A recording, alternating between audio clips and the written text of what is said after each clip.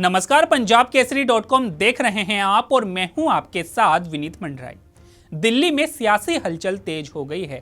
लोकसभा चुनाव के 5वें चरण से पहले अब राघव चड्ढा आज सीएम केजरीवाल के घर पहुंचे हैं। लोकसभा चुनाव के ऐलान से ही राघव चड्ढा इलाज के लिए विदेश गए थे और अब वापस आए हैं। दिल्ली सरकार में मंत्री सौरभ भारद्वाज ने काफी समय पहले ये जानकारी दी थी कि राघव चड्ढा की आंखों का ट्रीटमेंट ब्रिटेन में चल रहा है। उन्होंने बताया था कि राघव की हालत गंभीर थी, अगर समय रहते ट्रीटमेंट नहीं दिया जाता तो उनकी आंखों की रोशनी भी जा सकती थी।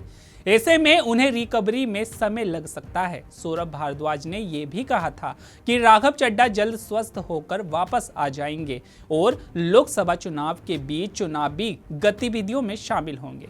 गौरतलब है कि दिल्ली में छठे चरण यानी 25 मई को लोकसभा चुनाव होने हैं। हालांकि राघव चड्ढा लोकसभा चुनाव के ऐलान से ही विदेश में थे, लेकिन अब मतदान से ठीक पहले वे वापस आ गए हैं।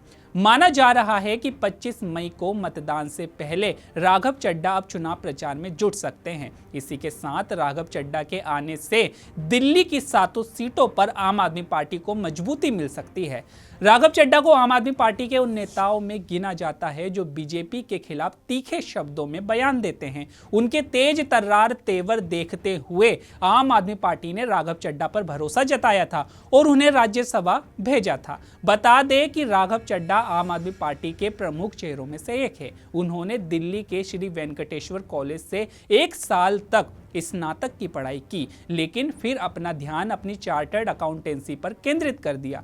इसके बाद वह कुछ कोर्स के लिए लंदन स्कूल ऑफ इकोनॉमिक्स भी गए। राजनीति में आने से पहले राघव कई बड़ी कंपनियों में सीए के तौर पर भी काम कर चुके हैं। बता दें कि अन्ना आंदोलन के बाद राघव केजरीवाल की नवगठित आप में शामिल हो गए और तब से वह पार्टी में कई बड़ी जिम्मेदारी संभाल चुके हैं। आपको बता दें कि राघव राज्य स्तर के बैडमिंटन खिलाड़ी भी रह चुके हैं और 24 सितंबर 2023 को उन्होंने बॉलीवुड की जानी मानी हस्ती परिणीति चोपड़ा से शादी की थी। वहीं राज्यसभा सांसद स्वाति मालीवाल की पिटाई मामले में आपकी बहुत फजीहत हो रही है।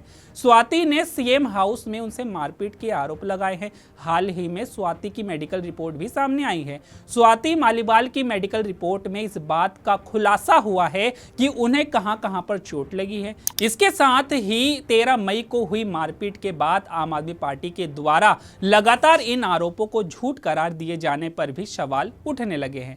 मेडिकल रिपोर्ट के अनुसार स्वाति मालीवाल के शरीर पर 2 जगहों पर चोट के निशान पाए गए हैं। पहली चोट बाएं पैर पर लगी हुई है, वहीं दूसरी चोट के बारे में रिपोर्ट में लिखा गया है कि ये चोट दाहिनी आंख के नीचे गाल पर लगी हुई है। इसके अलावा मेडिकल रिपोर्ट में किसी हथियार से मारपीट की कोई पुष्टि नहीं हुई है। तो आपकी इस पर क्या राय है, हमें कमेंट करके जरूर बताइएगा। तो अभी के लिए केवल इतना ही। ऐसी ही तमाम खबरों के लिए बने रहिए पंजाब केसरी.com पर। नमस्कार।